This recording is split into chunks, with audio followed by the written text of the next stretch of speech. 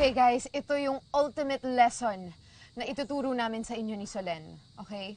Ang Tikiman Time! Yes! Oh yes!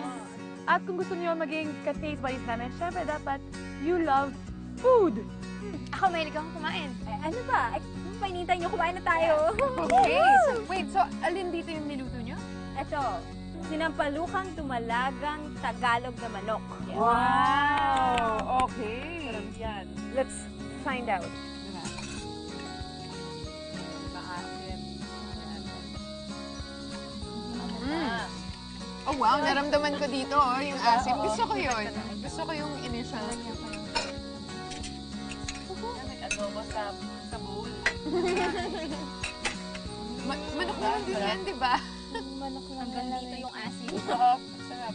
Ano yung mga leaves na to? Malunggay ba yan?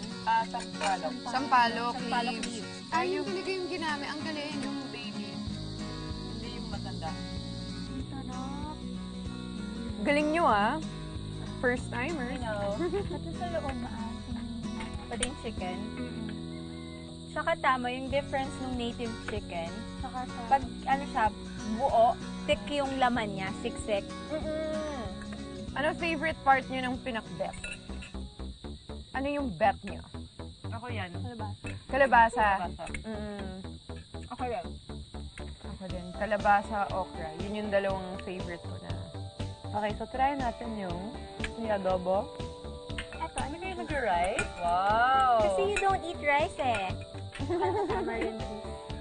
Who wants crispy pata? I do, of course. Gusto ko dyan yung parang yung pat talaga. Yung taba niya. Oo, Yung sa nakadikit sa mga- balat na crunchy and crispy. Itong ano, yung pag-carve ng crispy pata, talent yan ni Solen. Oo. Laging siya yung Kasi tagagawa niya ayaw eh. niyang kumain, so tayo na papakainin niya. Kaya mo. Oo. Thank you. Sorry. What?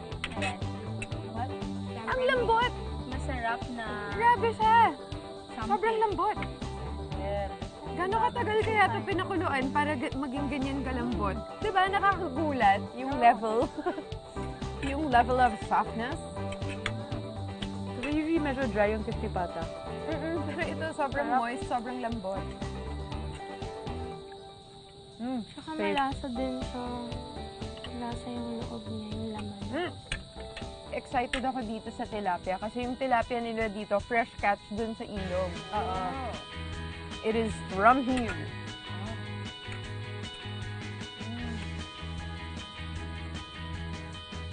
Trying the tilapia. Sarap. Favorite ko rin kasi yung adobo eh. I love talaga Yeah. fresh fish.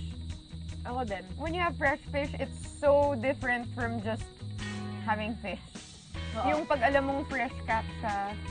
Or kahit pag bumibili ka sa palengke, tapos nakita mo pa siyang...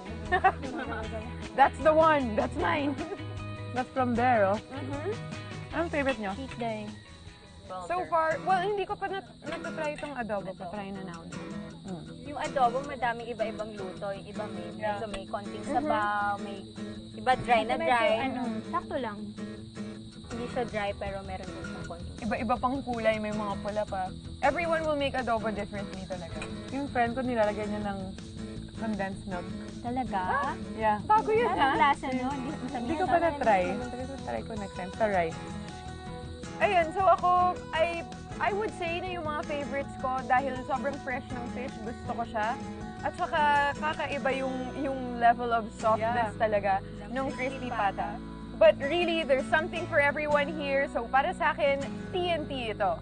Try nyo to!